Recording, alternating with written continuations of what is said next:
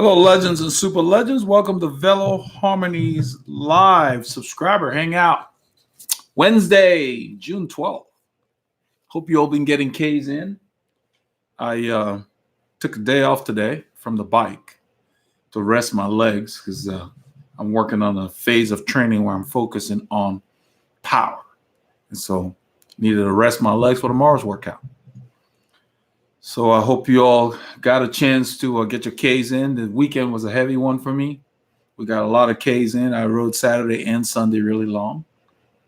Azir, how you doing? And so it was a very, very productive weekend. Got lots of Ks in, high quality workout. So this time of year, with it being very hot, I try to do maybe 2 long rides a week and just break it up in there. The training is more intense during the week, so I have optional days like Mondays, Wednesdays, and Fridays are optional for cross training or rest. So you got to listen to yourself. Those of you on the program, you kind of know it's worked into your plan. So that's kind of cool. Uncle Paulius, hello from St. Louis.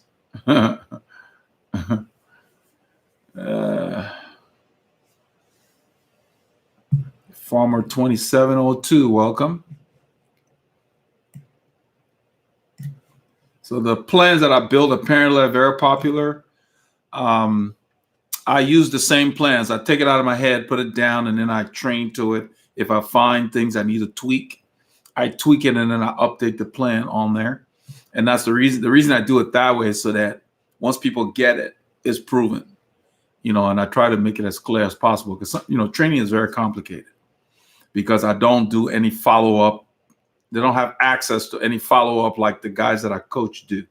So I try to put enough details in there so people are buying individual things and people have bought some of the plans. I think the plans are better if you're not somebody who have been training in cycling for a while, because at least the cocktail is there for you, including rest and everything. But the individual workouts are for people who are like, oh, I just need to improve my time trialing, or I want to improve threshold or whatever. So that's kind of cool. Hey, Jamal. Welcome. Ian. Welcome to the show here. Noah Sanchez is here as well. Ian, I want to thank you for supporting the channel. We really appreciate that. I think it's like almost 10:37 on your side of the planet. Hey, John Dixon is here joining the live session here. But the debut of the team kit was a rousing success. Raul from the Dominican Republic, Raul Jimenez. In terms of, I already own a lot of the Rafa Classic flyweight jersey. So in that regard, I wasn't that concerned about how it would perform.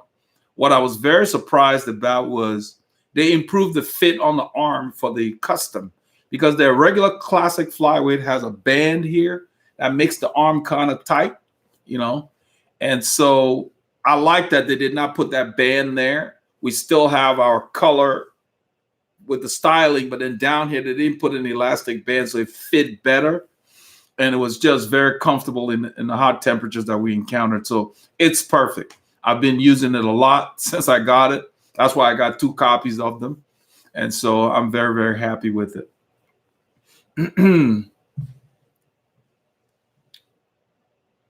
Rodolfo Ramirez, super legend, welcome. John Hill from Michigan. Glad you could join us, John.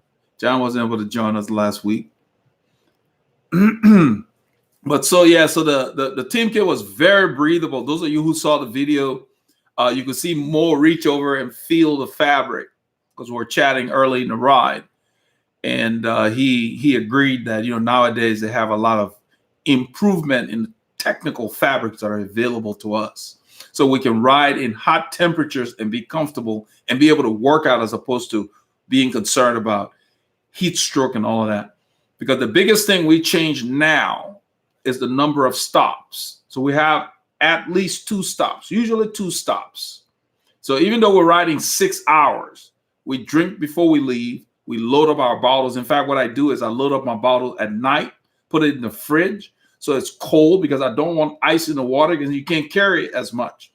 So it's cold, but then with my electrolyte, I mix it and then add a little bit of ice, maybe 25% of the bottle ice. So that will carry me, since I drink as I go out the door, well into the second hour, I'm good.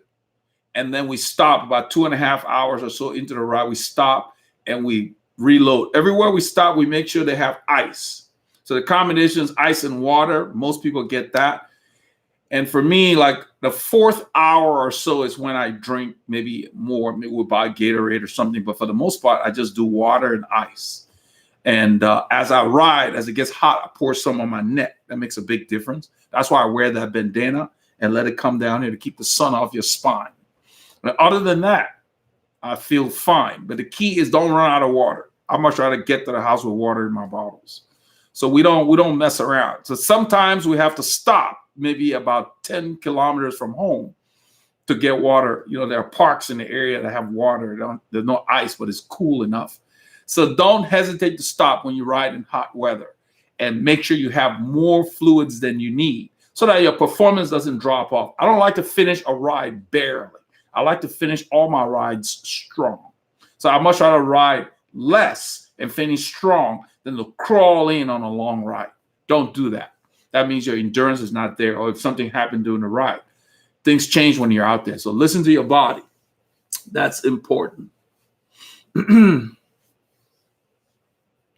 So John Dixon asks, how many gel packs do you consume during the ride? It varies. I start the day with a gel because it's so early. I get up at 5. I don't usually have breakfast at 5. So by 6 a.m., I ingest a gel.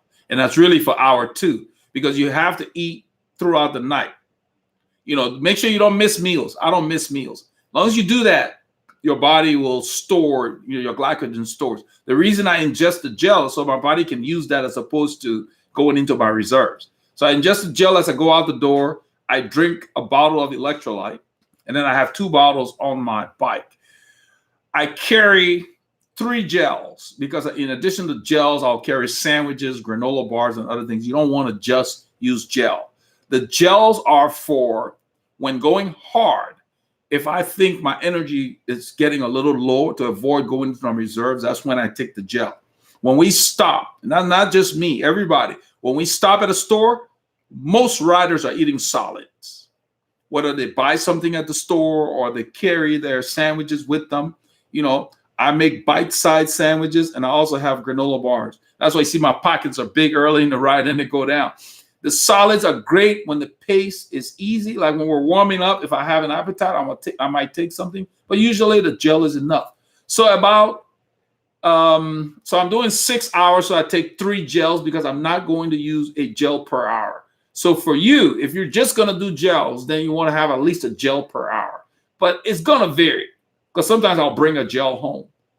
It depends on how hard you ride and just how your body's going. So it's going to vary. So don't nail it down too much. It's better to have what you have extra that you don't need than the other way, than to need it and not have it. So 3 gels, and then I have 3 different kinds of variety of food, granola bars, sandwich, or whatever, because you don't want to get sick of eating one kind of food. It's a long day, and you want to have some solids. There's sometimes your body will crave solid. I don't care how many gels you have.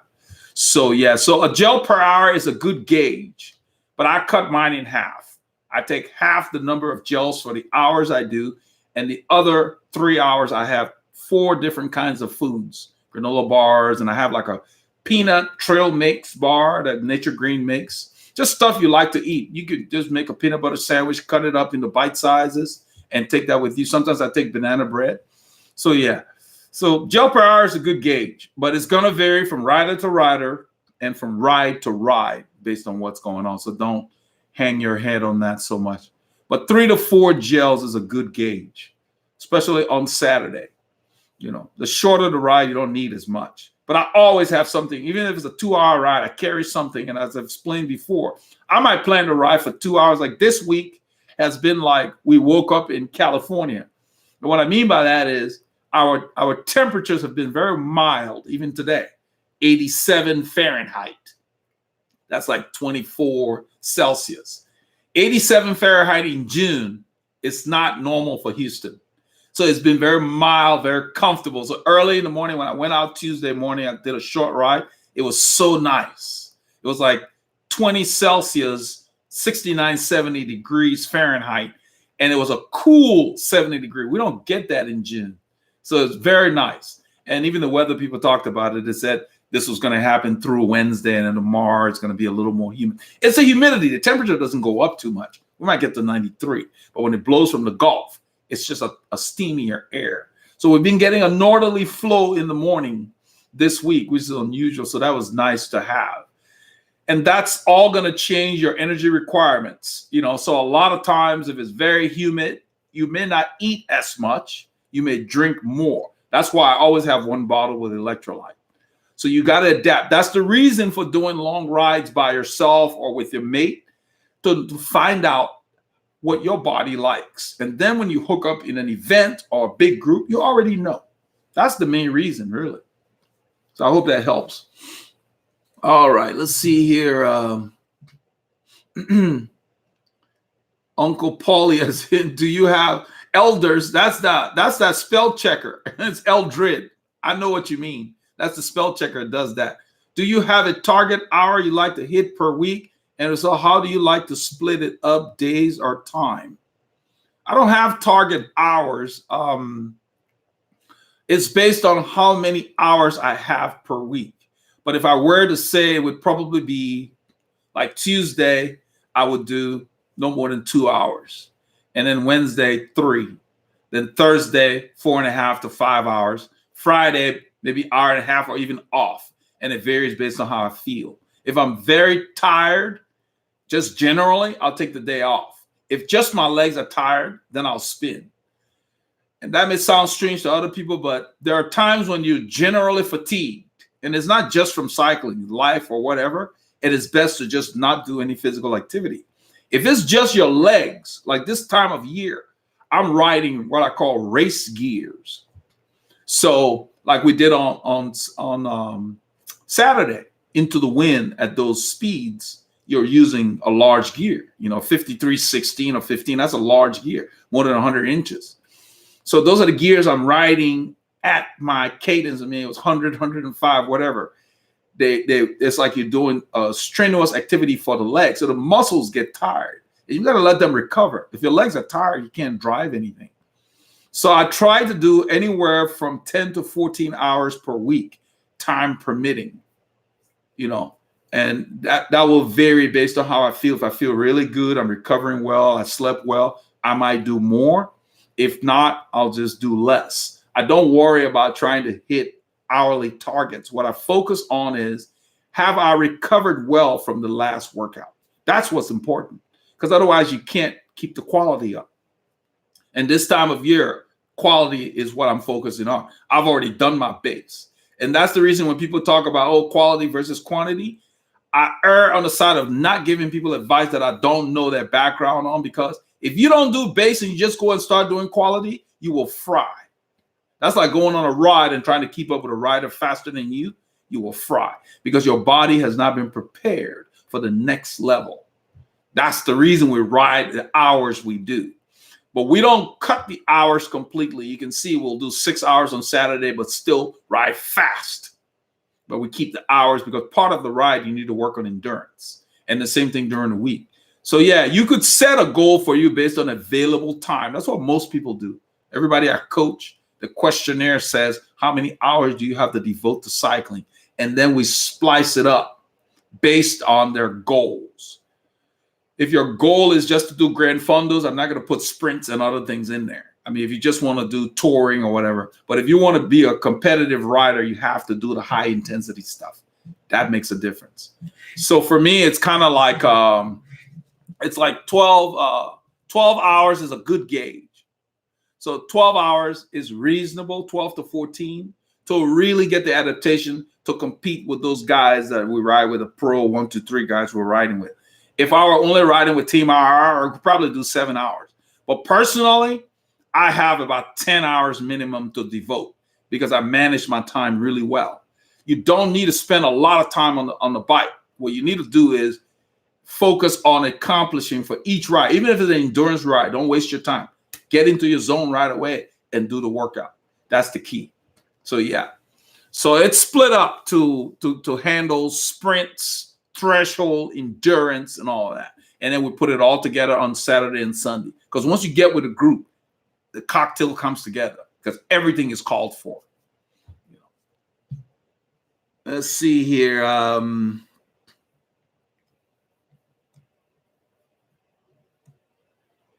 Rodolfo is asking, those new Veloharmony jerseys look awesome. I like the color combination. Yeah, I love it. It's red orange. They're great. They work really well. I've got a pair of shoes that are kind of red orange made by Giro's. I already had them, and I think it will go great. So the next time I wear it, I've got socks. So I will do red orange. The shoe and the socks will look like a boot, and I will even pop the colors even more. And then it goes with our other team gloves that we got from Santini, since it's got red orange in it, works with the kit as well. That's what Paul wore. So I try to look for different things to give people that bought the jersey an idea of what will work. That's why I wore black socks, because black will work, orange will work. You could go white will work, So that's cool. Chris Barron, do you follow Justin Williams? Pretty impressive rider and a huge Rafa fan. I have no idea who Justin Williams is, so no, I don't follow him. Howard Bassey, hi guys. Been a long time. Had to catch the live. Hard to catch the live later. The live's the same day every week. It's 4:35. You can't catch it. The review's out there. Make sure the video loads. David Roca from California. Welcome. Adam Mills says, I'm Terry Crews. No, I'm not. I'm not Terry Crews. Terry Crews is somebody else. We don't all look alike, Adam, contrary to opinion. Noah Sanchez. It was like 103 here in California yesterday and 77 degrees this morning. Yeah, because you have dry air. That's the same stuff we had on Saturday. Early in the morning during the ride, it was nice. And I think it's blowing from there. It's like the westerly flow. Yeah, it's like desert air. If you've ever been in the desert, the nights are cold and the days are hot. That's just the way it is. The dry air heats up very quickly when the sun comes out. And so you get that nice dry air, and then it heats up. And you got to remember to drink even more out there, because it's easy to forget to drink because it's so nice. You need to drink. That dry air can dehydrate you. Down here, you're so sticky, you're wet, so you kind of remember. But when you're in the desert area, yeah, don't forget that.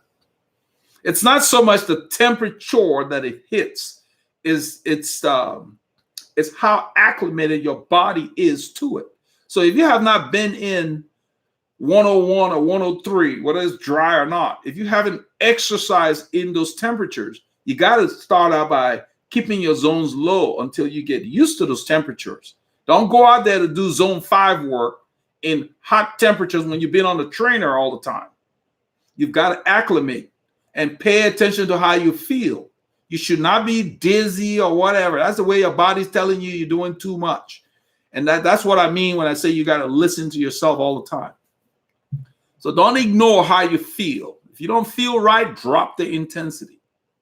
And then your body, when it gets used to being out there at that time of day, then you can perform. Larry Blackman, I did my first century on a couple of gels, and I guess PB is Power Bar, a couple of years ago. A couple of gels. That's 2 gels for a century. That's not enough, but I don't know. I guess it depends on what you had in your bottle or whatever. There are no rules. Every human being is different. Every athlete is different. If you've trained well, you don't need a lot of stuff. If you are not prepared, your body will need more. You're more efficient when you've prepared yourself. You don't burn as many calories. Or if you're riding in a group and you keep your nose out of the wind, you don't burn as many calories. So many variables that control what you do. So for me, I always carry more than I think I will need. I'd much rather come home with something in my pocket, because I never want to be hungry on the bike. Because then you at the end of the ride, you just can't perform. The performance goes down. I like to keep my performance up. Hona Africa says, glad to catch you live. Taking delivery, my first road bike this Friday. Well, good. I hope you make sure you get it fitted to you. Adam Mills says, freezing in England now. Freezing? This is June. It should be warming up a little bit. Calvin Roberts, if I have a budget Fuji Sportive with Claris, is it better to upgrade a group set or the entire bike? If you've got a decent frame, because that's the foundation of a bicycle, then yeah, I would upgrade a group set. But when people put the word upgrade, it's really very relative. My question would be, why do you need to change anything? Is the current group set not working? Is it not shifting? Or you just want something nicer? There's got to be a reason why you're changing stuff, because the best upgrade to a bicycle starts with wheels. If you've got a decent frame, now, if the frame is a tank, I know you put the Fuji Sportive there, that's a decent frame. If the frame is a competitively manufactured frame, it's not something with a single butted tubing that's a tank, then get some nice wheels first to at least help you in your fast rides or your Grand Fondo. Start with wheels and then decide, because changing a group set is not going to make any significant difference unless the one you have, you just don't like it or it's not functioning very well, because it does not make that much of a difference. But wheels, you will notice right away on the same frame. Big dip. You notice that right away. You'll know, yes, I got bang for the buck here. I'm talking about going from, say, aluminum wheels to nice lightweight carbon wheels or something like that, if that's what you're into. So just have a good reason for doing it. But, a reason could be, hey, I just like the way this other one looks, or, I just want Dura Ace, or I want SRAM or whatever. If that's your reason, then that's fine. Don't expect it to make you faster. It's the engine. So the first thing you need to make sure that bike fits you so you can ride it. That's the first thing you want to spend money on. Make sure the bike fits you. You're happy. Your feet, hands, everything are not getting numb as you ride more and more. That's where you want to spend the money. Spend the money on you. Make sure you got good kit that fit you, because you got a good position so the air can slice over you before you spend money on anything else. If you got all of that out of the way, that's nailed down, and then you go with wheels, and then you can do upgrade or whatever. But your question is talking about between frame and components. If the frame is a decent frame, meaning, let's say, it's not a tank, because I don't know what your frame weighs or how it performs. If you like how stiff it is and whatever, then I would upgrade the wheels. But if you have the frame with single butted tubing and the bike weighs 28, 30 pounds, then I would say just start with a good frame first before you spend money on anything else. I hope that will help you. I don't know your details or whatever. If you need more help, go to the website and use our cycling consulting, and then there are forms there for you to give me more detail. Cycle Warrior, welcome. John Dixon, what cycle electronics do you recommend for mapping and cadence? Cycle electronics for mapping and cadence. I'm not. I don't use any maps per se, but I have just any of the Giro. Garmin products. They're good. I think Wahoo has the thing. I've never used Wahoo, so I would recommend the Giro products. You could get the 5 series or the 8 or the 1K series. They all have maps in them. And then you just need to get your cadence meter. They have an accelerometer now. You don't need magnets anymore. I like that. That's what I use. You put the accelerometer on your crank arm, and it has a gyroscope in there, a gyroscope. And that's what gives you your cadence. Back in the day, you had to put a magnet on the frame. Some people still have that, the way you put a magnet. So I like the idea. You just put that on there. So just to get your cadence. I use the Giro for setting courses. I think that's what you mean. Setting courses for places that we're visiting. Over a year ago, we used to do adventure rides to different towns that we'd never been to. And it was very helpful. It gave you turn-by-turn directions. So Garmin's really good for that when it comes to routing. That's what they do. They make units for cars and so forth. So you can't go wrong there.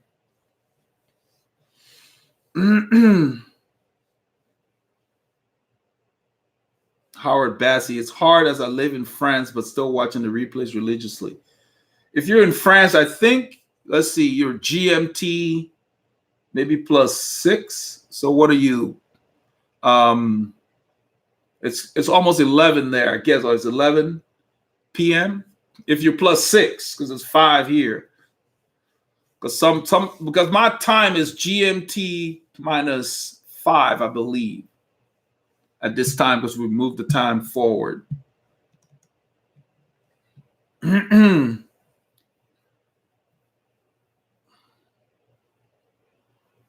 So Calvin says, got you. I do have Dura Ace carbon wheels. Well, if you already got carbon wheels, let's see here. Let me go back. You have a budget, but Fuji Sportive with Claire's. If you got carbon wheels, and let's say whatever component group you have on there, it works fine. My question would be, have you had a bike fit? If you haven't, that's more important than those carbon wheels. Because if you're not fitted to your bike, you're not optimal. You're going to have saddle sores and other stuff. So you spend the money on a bike fit, focus on that. And a bike fit is an evolutionary thing. Don't let somebody tell you, oh, you got to ride into it. You'll get comfortable later. That's a bad fitter. You should be comfortable in the studio on your bicycle when it's being done. Every change should be more comfortable than the last one. And the fitter should explain why they're making those changes. When people show up in my studio for a fit, I measure their bike with how it is as they arrive. I do it before. I take all the measurements, I do it before. Then I start with their body, I measure them. And then I do a fit, my fit, what I call Veloharmony fit. And they see the changes. I have a column before and after and the changes. And I explain each change and what it means. And the reason we record everything is if they want to go back to what they had, it's there. But as we make each change, they immediately feel the difference. And then I get people saying, oh, so that's why this was happening. There was a guy that was saying, that's why I can't stay in the drops. Somebody had slammed his front end because it looked good. But he didn't need a slam. I put a spacer underneath to put the bars where his body wanted it to be, which was more comfortable. And all of a sudden his shoulders went down. Now he could relax. So the reason I'm going that route is focus on you and how you make to the bicycle, where you sit, the bars, and your feet, shoes, cleat, all of that. Because if you're not comfortable, you will not go fast. Not for very long, period. You need to be able to ride. We ride 6.5 hours. If it were uncomfortable, I wouldn't be doing it. Nobody's paying me to do it. So you need to be able to be comfortable. So most riders neglect fit. They think they can fit themselves. And when I ride, I see all symptoms of it. Because the longer and harder you go, all the little niggling issues rise. They start having problems. They can't sit down very long. They're moving all over. If you're doing all of that, you can't pedal. The time it takes to do that, you get gapped. So that's important. Once you're happy with your fit and your kit fits you really well, because that's what will make you fast, then you can start looking at, oh, I want a nicer group or whatever. Don't just change things if they're working, And then when you change them, put them on eBay, get some money for it. Somebody else might buy it if you've taken care of them. So, just take care of your stuff. Take care of your bike. Take care of your cassette. Make sure you replace your chains timely. Get the necessary tool that will let you know when it's time to replace your chain. I've got the same cassettes on my bike that's sometimes 10 years old. They're still there because I replaced the chain before it's worn. Because when you ride with worn chains, they wear your cassette. And cassettes are expensive. Even if you buy one car, it's not value priced. I'm having a challenge finding a spoke for a reasonable price for a wheel that I'm rebuilding. So, it's just, so keep that in mind. I don't like to tell people just buy this, but don't fall for the marketing stuff. Dura Ace Grupo is not going to make you faster because the other guy has 105. The 105 guy shift just as fine. It may not be as nice, but it doesn't make you faster. The same thing. You got electronic shifting. It doesn't make you faster. I ride with a lot of guys when they shift electronically. It's not. I mean, it's so loud. I'm like, it doesn't make me want to get it. I think that they have a problem with the adjustability. When I shift, it's quiet. Unless you're behind me to see my chain move, there's no noise because I don't load the bike when I'm shifting. Your shift should not be an announcement to the whole group like, hey, I'm shifting. If you're shifting and going clack, that's because you're stepping at the same time the chain is derailing instead of unloading. There are a lot of guys that ride. They've been riding for years, but when they shift, it is so loud, the whole group knows they've shifted. It should not be that way. So focus on your engine. That's where the speed comes from. All right, let's see. Fent Forever, he said, best tires you've used. My favorite are Vittoria Open Corsa G. I also favor the Vittoria Evo. That's what I have on the orange bike right now. My only thing is they don't last very long. They're fun. I've already talked about that. They're great, but don't train on them every day. I know Vittoria makes other models that have more endurance, but their race tires are sweet, and I ride those with latex tubes. But my best all-around tire are the Continental 4000 S2. That's what I currently use because I bought backups, and until I wear those out, and I only get my tires on sale because I never run out. I always make sure I get them when they're on sale because if you're riding, you're gonna need tires. I replace them before they're completely worn. That's another thing I like about the Continental. They have those little wear marker circles on them. So once the circle's flat, I just put a new one on there. I don't wait. I don't need to see the tread before I replace them. So yeah, I like to keep my tires in good condition. I hate having flats. When I go to ride, I just want to ride. And so as a result, I read the road. I've talked about that. It's important to know where your tires are going. Even when I drive my car, I look at where my tires in the cars are going. If there's an obstacle or a hazard on the road, I don't run over it. Because that's just minimizes the opportunities for having those mishaps. So yeah, Vittoria, the Continental, there are a lot of good tires out there. Specialized Turbo, they make all kinds of good stuff. But I get what's on sale. And so when it comes to tires, focus more on the intended use. Don't worry so much about the brand. If this is a racing tire, don't take it to go train because you're just going to wear it through. Save it for your faster rides or your events, and then get an all-around tire. Main reason is that they use heavier rubber compounds in the all-around tire. They call them low TPI tires. That's what you want for every day. Even the pros in the winter, when they're riding around, they don't ride on racing tires. Like the guys that will use Rubino, they wouldn't ride the Vittoria Evo in the winter. They'll go to the Rubino Pro because that's designed for training or whatever. It's a tougher compound. Doesn't mean you will not have flats, but it's resists more. So use the tires. So I have certain tires on the wheels that I even have Continental Gator skins. You've heard of that. They're tougher. They don't have the best ride compared to the Evo or even the 4000S, but they're not a dog. So get the tire for your intended purpose because what will happen is you won't be disappointed. Because if you're looking for longevity, then get the Gator skins or the 4000S is a good all around. You can race and train on them. They last. They have good longevity. So yeah. So once you do that, then your expectations will be more realistic. So yeah, that's the key. All of the tires out there are pretty good. I just look for whatever brand's on sale. And lately, the 4000S is a company in Boulder, Colorado called Excel Sports. And they've been putting the 4000S on sale. So I jumped on them and got some, and I have some sitting there. So until I wear through my backups, I don't buy tires. That's the reason you want to have them. You go out, you get a cut on the tire, put a new one on there. Minimize. I don't like the hassle with mechanical stuff on the road. I do everything here to make sure the bike's ready to go. I overhauled my bottom bracket on the Colnago yesterday. Just re-greased everything and put ceramic oil. They have ceramic bearings, but I use the oil and the grease because I still want something in there.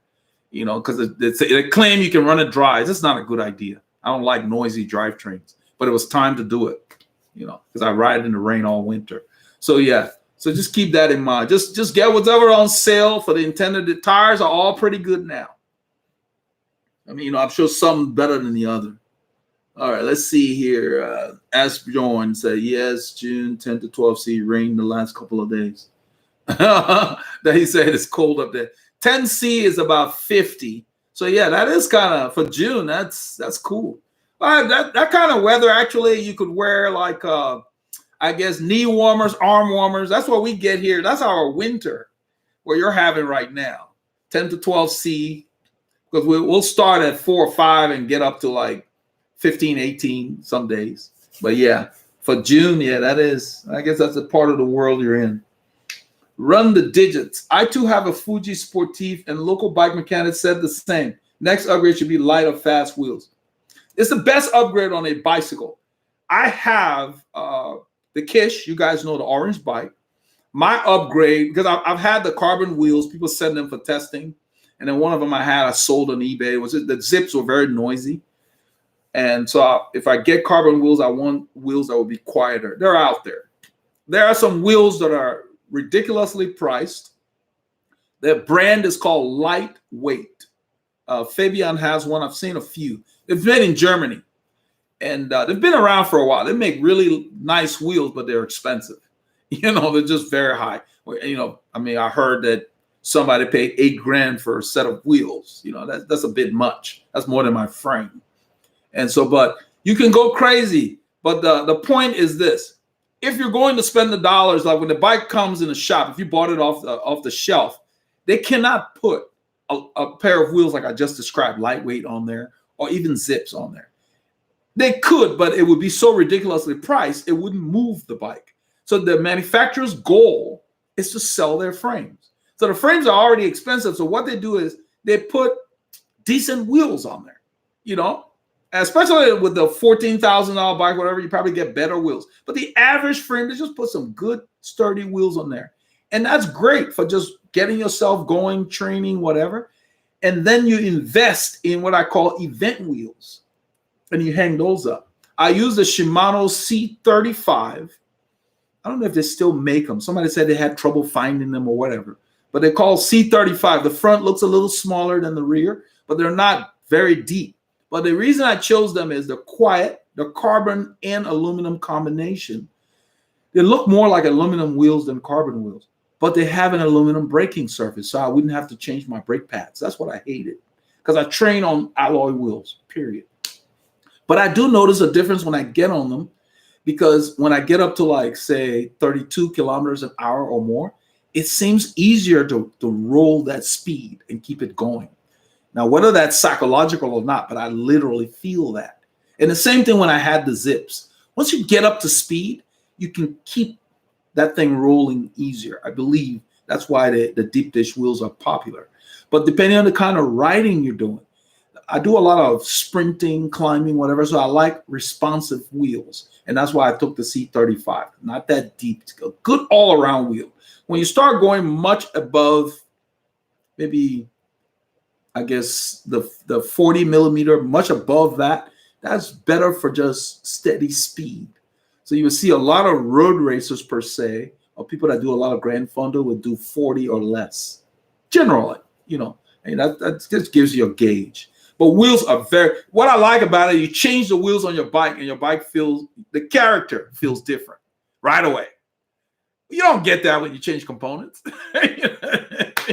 So, yeah, you feel that. Yeah, I spend my money on that. And yes, the stiffness, the acceleration is there. You feel that. You're like, okay, money well spent. You get that.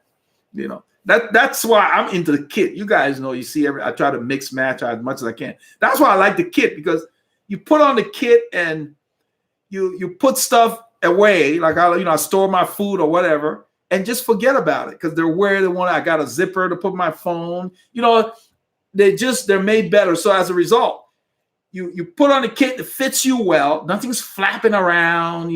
When you're moving, you feel that. You're like, good, money well spent.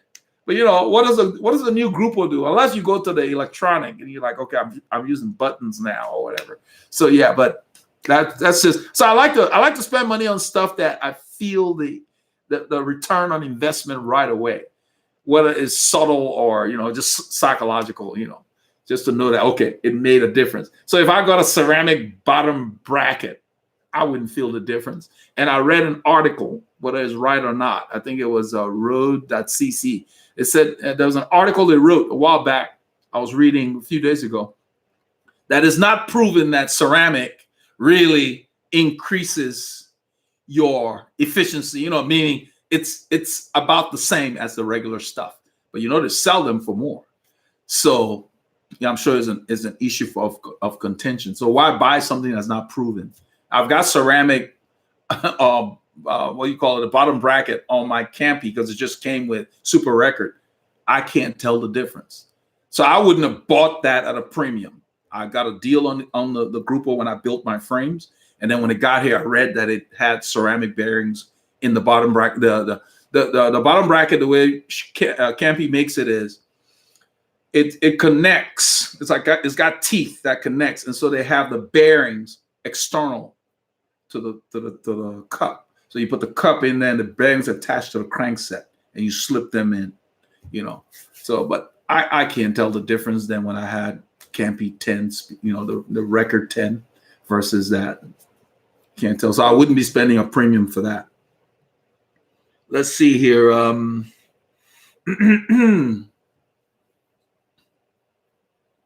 Dirt Bike Boy 8000. Do you have any tips for someone just starting off in cyclocross? Well, whether you're starting off in cyclocross or starting off in road racing, the thing is the same. You've got to get your base. Because cyclocross, the thing with cyclocross is if the races are short. So you're not going to be riding for 4 hours to get ready for that. You've got to train yourself to do some hard interval stuff and then work on your handling. So cyclocross, if you've done mountain biking, that will give you help. But cyclocross, you got to spend some time in the dirt. The biggest thing, like everything, make sure your bike fits you. Because you don't have time to be messing around, being uncomfortable on your bike when it's time to put your head down. Because their races start out fast because they're fighting for position, and then the whole day is like a long interval. So really what you want to do is focus on your equipment, make sure it fits you, and then you need to do the kind of efforts that cyclocross requires. That means threshold, above red line and down, intervals, hard stuff. Not all your workout should be like that, but you don't need to ride 6 hours, on your endurance day. You still got to do a little so your body can rest in between. But you need quality training. So you really need a plan. You need a program that mirrors what cyclocross would demand. And not just for cyclocross, any kind of sport. If you're going to be swimming laps or whatever, or with freestyle, but you got to practice for that. You can't just go ride. You got to have a program to say, okay, I'm going to do some VO2 intervals or this and that. So you need to do intervals. And I don't know if you have a coach or not, but what I would recommend for someone like you is our preseason plan because it's intense and it's got endurance in there. But that's what you need. The in-season training, preseason training for road riders will work great. That's why you see the guys like Wout van Aert. I think I saw today he won a time trial. I think Froome got hurt. Froome crashed when he was practicing in the morning. This guy came from cyclocross, and he's always second, third in the road sprints. And today he won the time trial. So he's already there because the training is so close. But it's the intensity of cyclocross that you need to focus on because there's no endurance riding in cyclocross. It's hard. You're going zone 4 or higher for the whole 45 minutes to an hour because most of the events are not that long. But then you got to be able to jump off the bike, run, and if it's muddy or whatever, it's technical. So you got to work on your handling and all of that. But all of that is so close to road. You can get off cyclocross and just go do a road race. You'll do really well because you're already focusing on the intensity and you bring all that handling to the road race. So you won't be uncomfortable in the bunch because you're good at handling your bike. So you just need a training plan like everybody else to start with. So I would recommend our training plan. If you go on veloharmony.com, look under the shop cycling, what do they call it there? What did he put it? Cycling services, fitness programs. That way you don't have to do coaching. You can just coach yourself if that's something you want to do. And they've got training plans and cycling workouts. I try to break that up because people have asked for it. What if I just want this workout or whatever? But training plans, the preseason plan will be good for you to start because you need intensity. And then if you find out that you can't finish, then you just do the intervals longer. The good thing about the intervals is you can add to it. If it says 1 minute and after a while you want to do it for 2 minutes, you can increase the duration. That will help you. But yeah, you need to be able to go hard. Cyclocross, it's intense. Let's see here. Asbon says UK is GMT. Okay. Mainland Europe is GMT +1. So it's midnight. Okay. Yeah. John Payne, regarding handlebar width, is wider better? Within reason, John, what I usually recommend is you go 2 centimeters above your shoulder width. I did a video about that, but I'm a 42. Like my jacket size is 42. So I ride a 44 handlebar. I don't like to be constrained. I want to breathe. I want to relax. So yeah, you want the bars to be a little wider than you think you need, within reason. Yeah. You don't want narrow. You want to be able to breathe. When you're going hard, you need to be able to relax. So 44 measured center to center, which means if you measure outside to outside, it would say 46. For me, for my example. But most of the people that sell the handlebars, they'll tell you whether the measurement is center to center. Most of them say center to center. That means the center of the whole of the drops to the other center. It should be 2 centimeters wider than your jacket size. That's a good gauge. So yes, see, regarding handlebar. Howard Bassey, midnight. Actually, did you ever use tubular? What's your take on it? Yeah, I did when I raced. I didn't have to glue it. That's why. They're great. They sing to you. That's why I love the Vittorias. The Vittorias are the closest to tubulars. Vittoria with latex are the closest to tubulars I've encountered.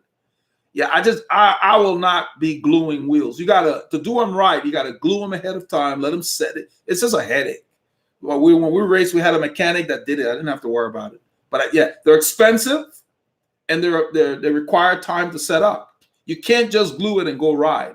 The glue has to cure. So it doesn't roll off the rim. And when you have a flat, if you're not where you can get a team to give you a new one that's already set up. So when you're riding solo, back in the day, we used to roll up the tubular tire, stick it in your jersey pocket or whatever, and it's bulky. So when you have it flat with a tubular, the rest of the ride now, you can't be cornering like a crazy person. Because the old glue is there, you peel off that tire and put that under to get you home. But that's a whole tire that's gone. It's not like you're going to open it up and repair the tube and stitch it back up, And so with the advent of what they call the open clinchers, I think that's what Vittoria calls theirs. So that's what clinchers mean, open tubular. I ride clinchers. They're just easier to deal with. And right now, with the technology, they're close enough to the performance, But there are people that still ride tubulars.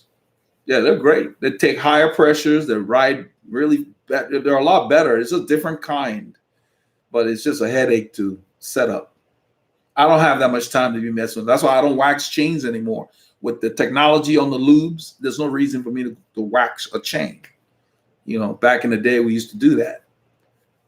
So I look for the easiest way to do things now that use less time so I can ride more and do other stuff with my time. Yeah.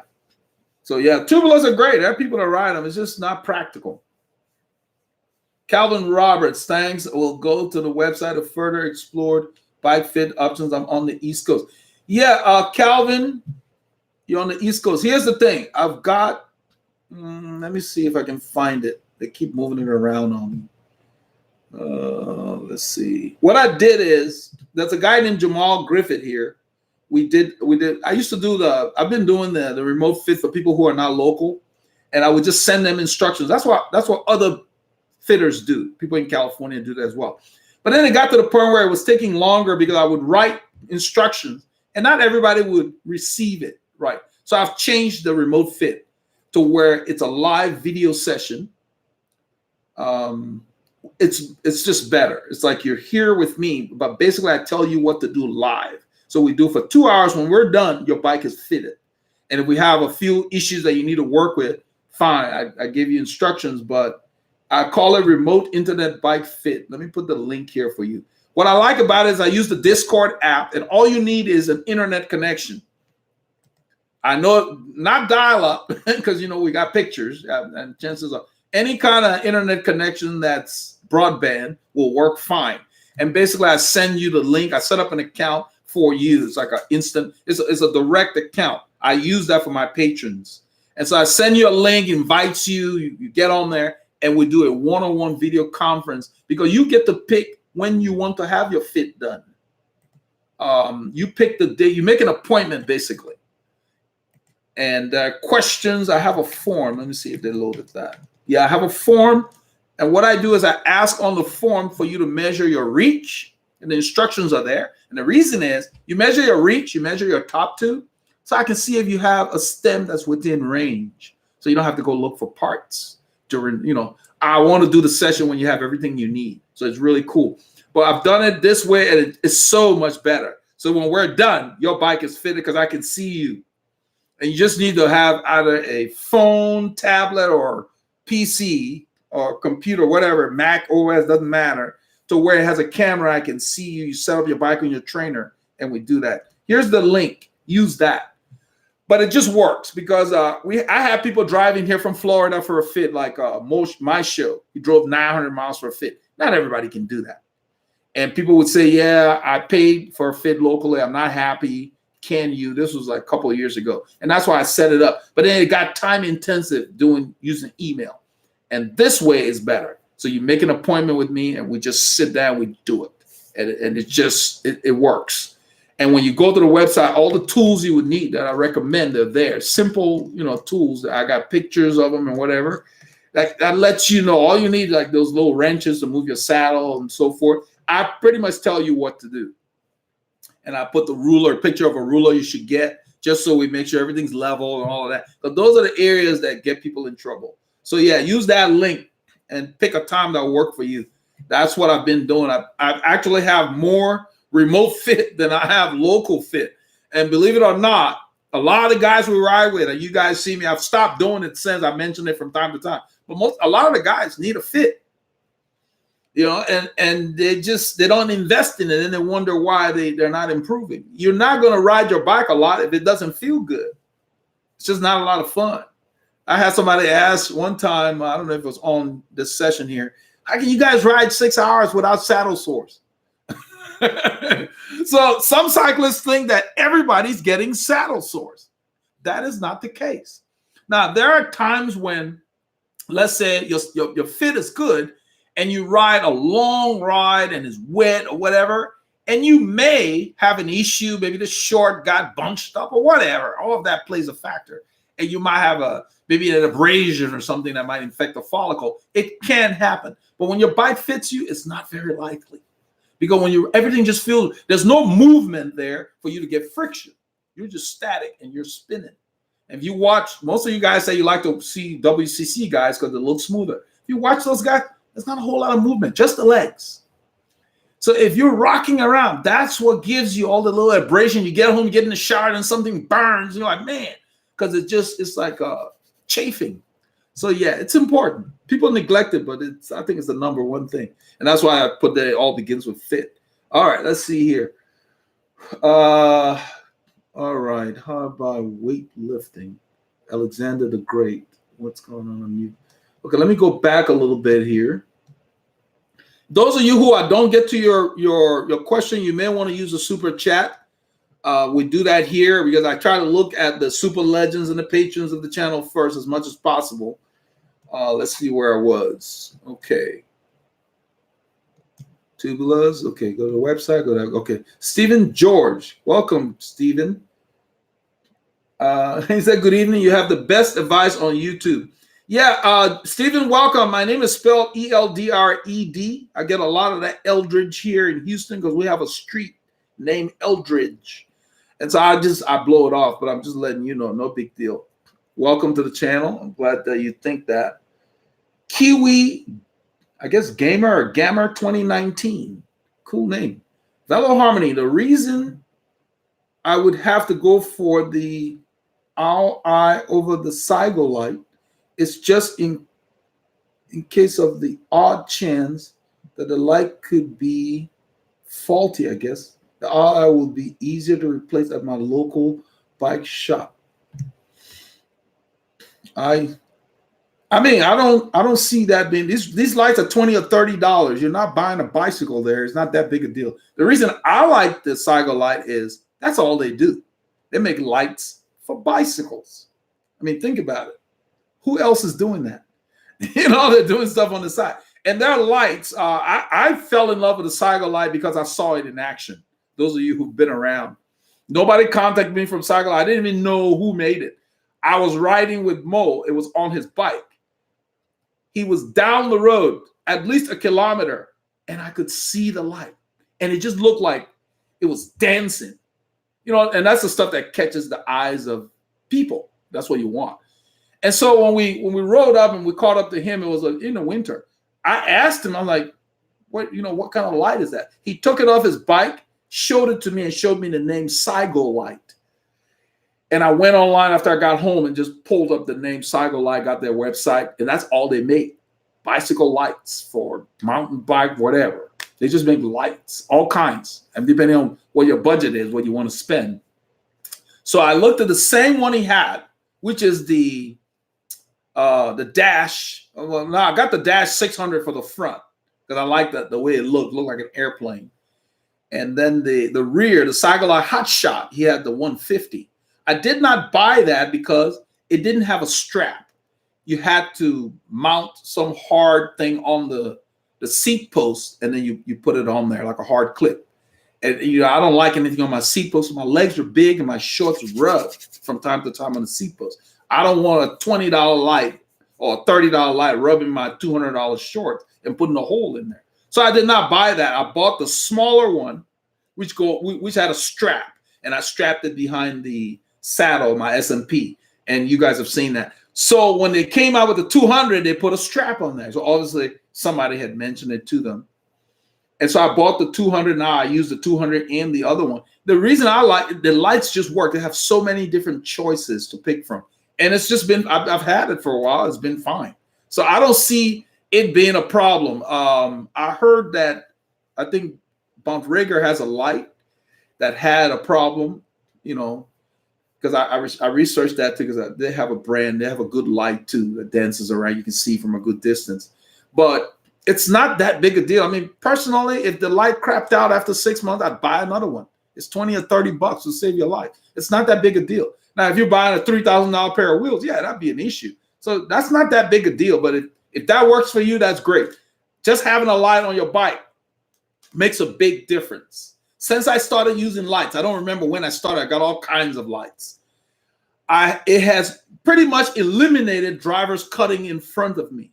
Literally, guys. You know how they say they don't see you. Because that's our biggest risk that I've encountered is people coming out of driveways or people making left turns. Literally, sometimes they look through us. Even motorcycles. Car drivers say they don't see them. Having that light on the bike, the little white light, I've had drivers tell me, wow. I have somebody ask me, is that on every bike now? Regarding my rear light as well. So I don't go out without a light. Now, if it's a bright sunny day, I just stick the rear.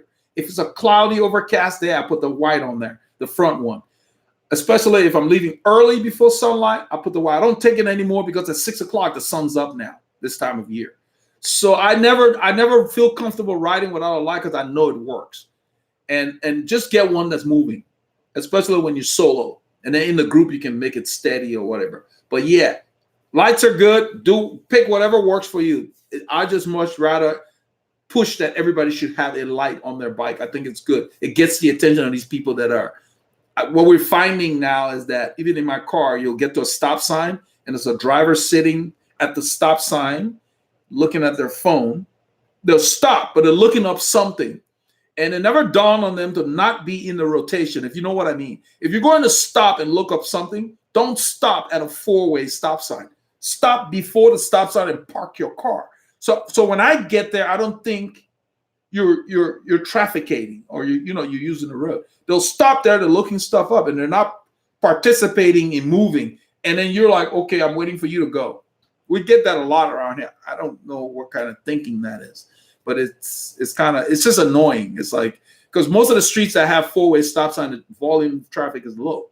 So you get there, there's a car there, you expect them to go, but he's looking up something on his phone. So he's not driving, but then why didn't he just park and get out of the flow, you know? But yeah, so the lights work. I swear by them. I have enough. I have one on each bike, and sometimes I move them around. That's the reason I like the strap. I can just move them around, and I make sure they're charged appropriately. The cycle light, what I like is the life cycle. They last for so long. So you're not going to do a 6-hour ride and your light dies on you. That's the problem I had with the Surface and the other ones. That's another reason I like. So it just works. That's all I'm using now. They last for hours. So the whole weekend I'll ride 6 hours on Saturday, and I'll ride 4 hours on Sunday. So 10 hours. I don't need to charge my light but twice a month, because the light will go 20 hours before I need to charge it on the setting I chose. This is the hot shot. So 20 hours, I mean, that's a long time.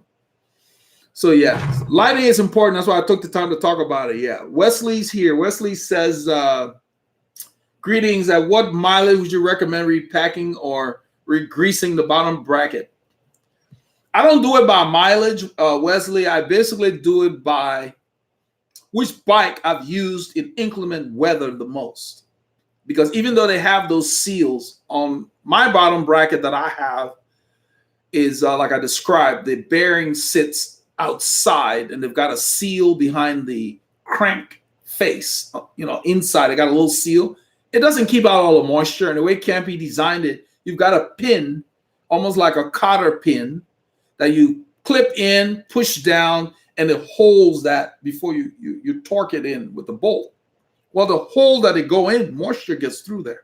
So when moisture gets with the grease resists moisture. That's why it's good to have grease in there. But then just like the moisture is getting in there, dirt is getting in there. That's why the grease gets black.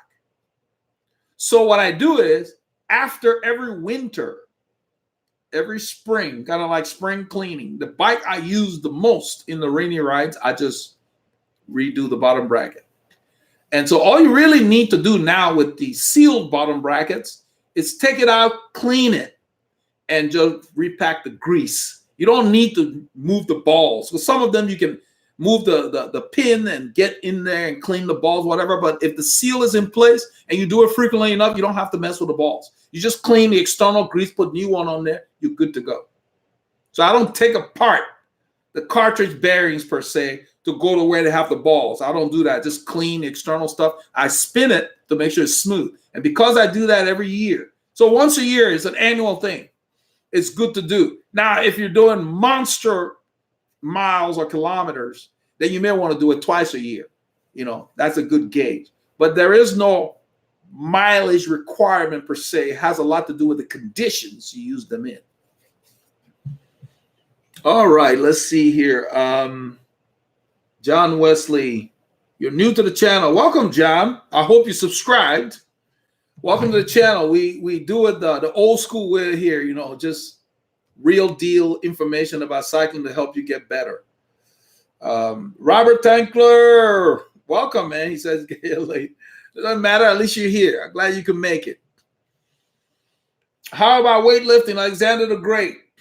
Let me pull up that video. I figured out why I was having trouble finding the weightlifting thing. Somebody asked a question last week, and I always have trouble finding it. So I went back and looked at it. There's something going on with the search. I mean, YouTube is related to Google now, so their search is pretty good. But for some reason, when I was looking for that particular video, I called it, the CA $20 super chat. I'll be with you in a bit. Thank you so much. The super chats are welcome. They help keep this channel going. We have patrons. Those of you new to the channel, we're able to do this because of the patrons, do all these big rides. But let me pull up this thing here. What I called it is I called it Best Gym Workout for Cyclists. If I search for that exact name, for some reason it's bringing like 50 videos for the search result. If I just search under gym, which is weird because that's generic. Gym is the search key that brings the actual video up. So I sent a note to the YouTube guys. I'm like, what's going on? So that's why I was having trouble finding the video. It's called the best gym workout for cyclists. And that's what he's asking about, that I made a couple of years ago. Let me put it down here, and then I'll talk a little bit about weightlifting. There's the link to the video for weightlifting. As time permits, click on that. It has everything you need. But when it comes to weightlifting for cyclists, if you're a track sprinter, there's a different kind of weightlifting for that discipline of cycling, meaning they do a lot of power stuff, lower reps, they're building strength, extra muscle to get that bike down the track quickly. If you're doing road stuff, you don't want to do that, because you will build muscles you don't need. You don't need to be that bulky. You want to build what we call slender muscles. I personally use the Total Gym. The video I did it in the gym where I showed you how to do more reps. And I really do that more in the off season. But since I have a Total Gym, I do it all year because the Total Gym has a stretching thing to it, the way you use it. It's very slender and you're using your body weight, because I tend to get bulky. So I don't do heavy weights.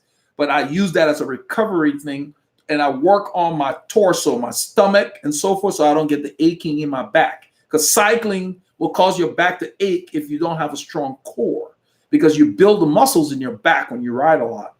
So keep that in mind. So if you're going to do weights, you want to do endurance weights, meaning 12 to 15 reps or more, 25, whatever. And that's what I cover in there. Don't do it like you're trying to be a power lifter. You will build muscles you don't need. And every time the road goes up, you will be carrying more kilos that you don't need. So that video will help you there. All right. Let's see here.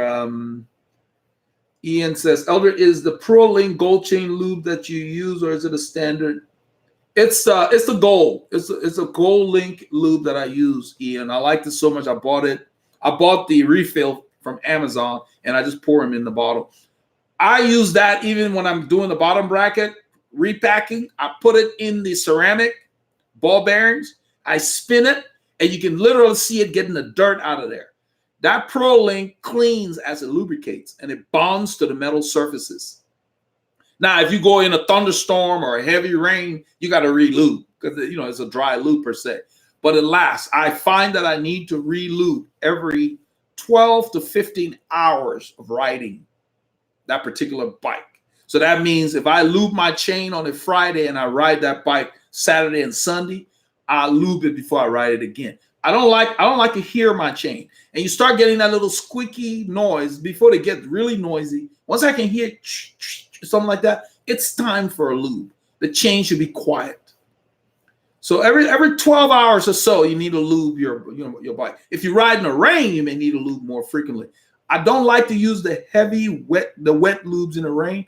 What I have found is when I use that, it picks up a lot of stuff and it deposits them on your chain ring below the chain. You know what I mean? Just this sludge.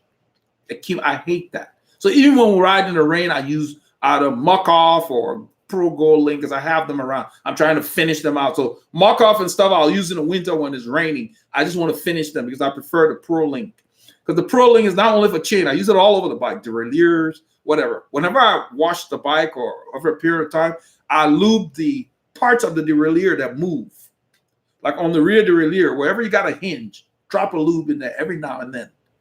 And then the brakes, same thing with your brakes, because I have caliper brakes. So yeah, I love them because it keeps your chain clean. You guys have seen my chain. I hate dirty chain and I hate a dirty bike. It takes all of a minute or two to wipe the diamond frame. I mean, there's not much to the bicycle. So after every ride, my bike goes on the stand as soon as I come home and I wipe the tubes down, spin the tires, make sure there are no wobbles, and it's ready to be used again before I put it up.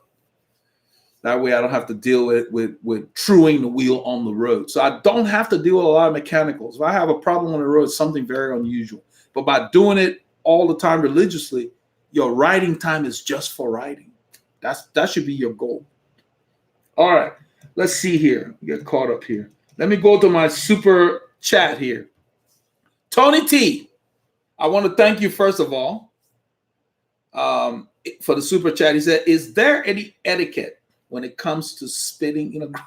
I'm not laughing at you. It's funny you said that because there was a video where a few weeks ago I talked about it because Al did it. Spitting in a group ride, always get hit with overspray and it ruins my ride. Sorry for this question. I need to know. Yes, there is an etiquette, Tony, and whoever's hitting you with overspray, I don't want to use the word jerk. It's inconsiderate. Look at it this way. You're moving on a bicycle. There's always wind. So how do you, think about it. If you were walking, would you do that? So the reason I laughed is because Al, who is a Category 1 racer, he was so cognizant of what you're mentioning that he was in front of me in a ride. It was colder. It was in the winter. It was in the 50s, maybe a month, maybe 2 months ago. And what he did, he wanted to blow his nose. He wasn't spitting, but he was in front of me in the drops. And he bent his head to the point where I had to talk about it in the narration because his body had to twist from the drop position. He made sure he put his head even lower and then shot the snot to the floor. And the reason he did that is so the wind didn't catch it and blow other people. Another guy named Christian, when he's doing that, Mo does the same. You really should pull out of the line if you're going to spit. So, for example, if you guys are like this and this guy wants to spit, he should either go over there and spit or go over there and spit that way. You never spit where the wind can blow the stuff into the other riders behind you. Even the pros, that's what they do. They move over, blow their nose or whatever because they don't want to spray something. So the person who's doing it, you need to let them know, hey, I'm back here. Don't do that in the line. Because that's rude. I mean, that's just, he should know better. Or maybe he doesn't know. And usually, I'm surprised. I guess you're being nice. The average rider say, hey, when it happens, he would literally say, hey, I'm back here. Like, thanks a lot for the shower. I've heard that. I've heard somebody say that. Thanks a lot for the shower. So yeah, you're not crazy, but that's not cool. No, that's not cool. Spitting, blowing your nose, whatever. You should not be doing it in the line. You pull off to the side, and then you do it, and you come back. That's the norm. So no, doing it in the line is just inconsiderate. Because even if he's spitting at the ground, if the wind catches it, it's in your face. Nobody wants that. So no. Sorry about that, but you need to let him know. Whoever it is. Maybe he wasn't aware.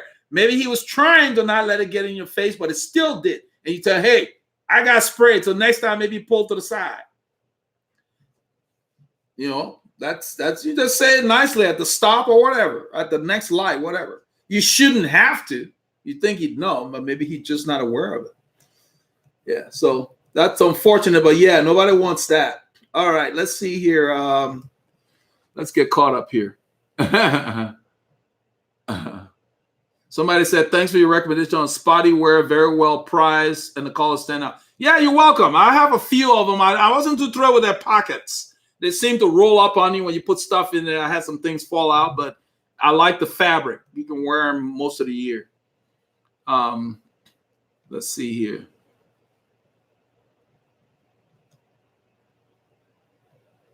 Dirt Boy said, thanks for the advice. You're welcome.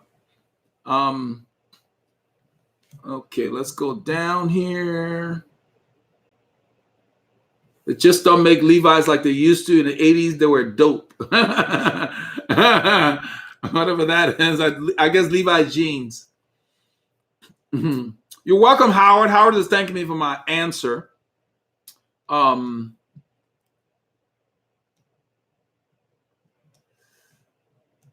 What's John Wesley wants to know, what's your thoughts on the passing of rim brakes and going to the newer advanced disc braking system? Just curious. I think it'd be regular to the type of riding you do. Yeah, I don't know about passing of rim brakes. They're just trying to hustle you, really. That's just marketing. They're trying to tell you what you need.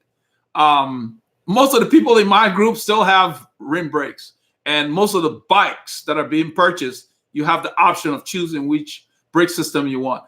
I personally, when I had a mountain bike, it had discs. Discs are not new. They're just being pushed to the road bikes. We always have discs on our mountain bikes because they just work better in the mud, dirt, whatever. And then cyclocross, you definitely want discs because the rims get dirty. When you get mud on the rim, you're not going to have any braking. But for the road, a bit overkill. I personally don't see it as a need for the road. We don't brake on the road. We're told not to use your brakes. In the pack, you use brakes, you're not going to be popular. Because that yo-yo effect, no. You drift. You catch the wind, you drift back. It's inefficient anyway. If you brake and lose all your speed, you got to take energy to get back up to speed. So road racers don't do a whole lot of braking unless it's an emergency. And how often does that happen? So there are a lot of riders today, even in the pro peloton, that have bikes with rim brakes by choice. And then they have both, depending on the stage that they're going to be in, whatever, you know. And then there's personal preference. So it's not going away. It's a marketing thing. They're going to push that. So people who think it's a need, braking has never been a problem on the bicycle on the road. Not for me anyway. I've always been able to stop it. And it's not often. How often do you lock up the brakes on a bicycle? So, and the rim brakes will work fine. Now, if you have carbon wheels, yeah, their braking is not very good. They're okay. They're not as good as the aluminum, but they're okay. You know, they're noisier and so forth. So I guess you could do that if you wanted, but it's not that big of an issue to be something that you tick off on the options list, as opposed to I want to make sure that my frame angle and so forth is going to fit me. So I don't see it going away. I think it's just going to be another choice, and then they charge you more for it. So they're charging you more for something you don't really need for the road. That's my issue with it. If I'm going to be paying more for something, it needs to be a need. I don't really use my brakes that much. You guys watch the rides. When we say slowing, everybody spreads out. So you roll to a stop, because really, if the light changes or something, we just continue going or whatever. Plus, in the pack, you don't want to ever lock up. Then you get the bunch effect. So we're taught to always use friction or the wind to slow down, because then it's more gradual and you don't have to go from 0 to whatever speed you were doing. That's the reason you don't brake in the pack. You want to keep things smooth. So yeah, so it's not going anywhere. But now disc brakes are perfect for, like I said, cyclocross, mountain biking. Yeah, I wouldn't use rim brakes in cyclocross because the courses are muddy, and once the rims get muddy, you don't have any braking per se.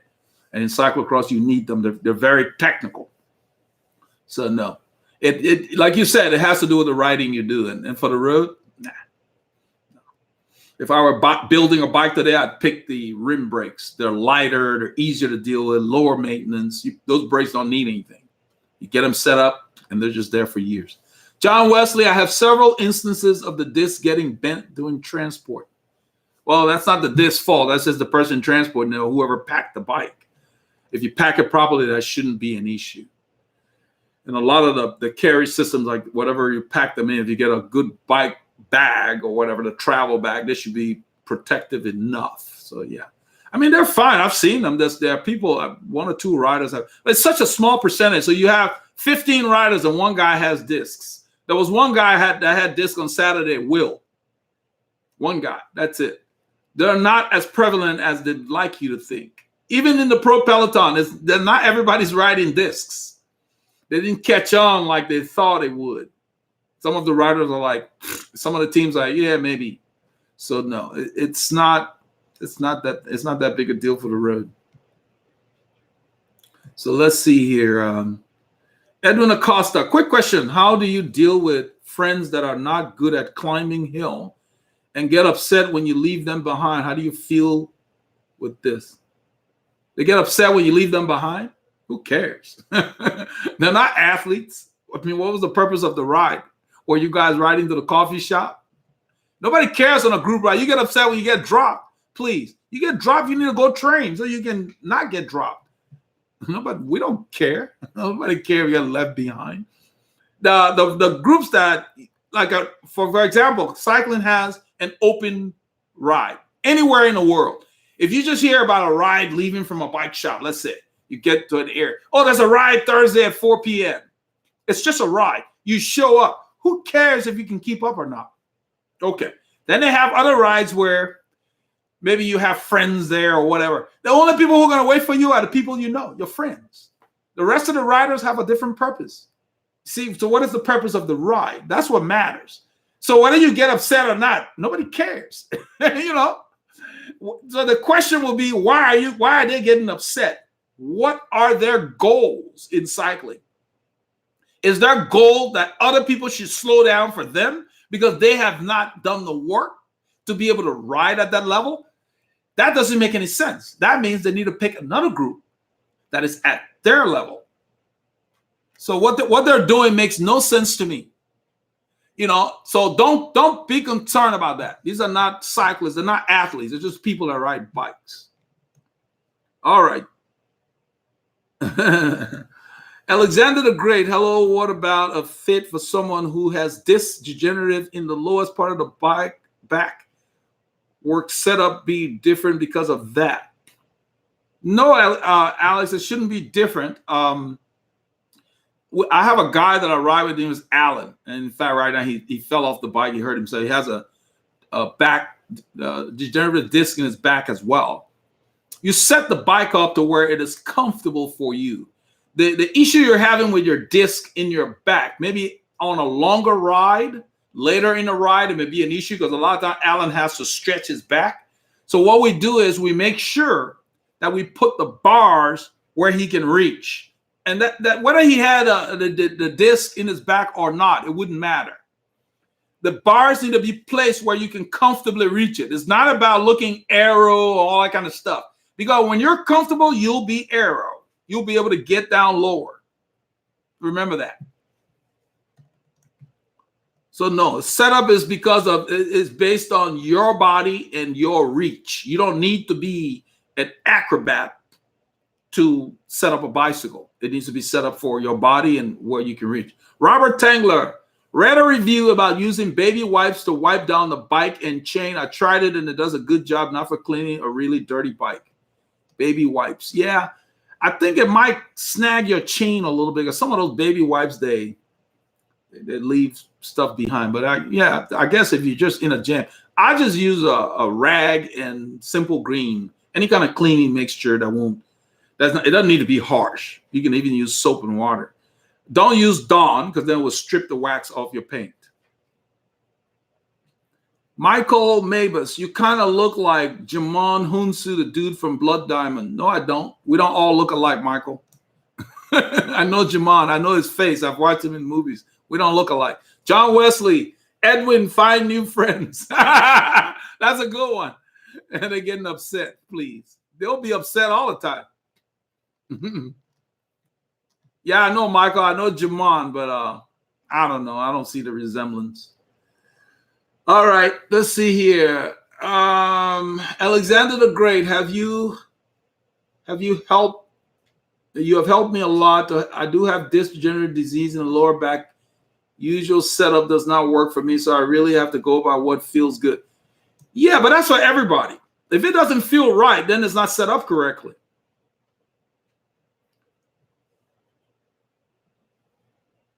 So Holy Trousers Hippola, thanks for all the advice. Have you tried lubricating your chain with paraffin wax? Long time ago. I don't do that anymore. I just use lube. Paraffin wax requires too much time. Now with the technology we have, I talked about it earlier in this session, you don't need to. Some people swear by it, and yeah, if you have the time, that's fine. But I use Pro Gold Link, works great. Chain's clean, and it works.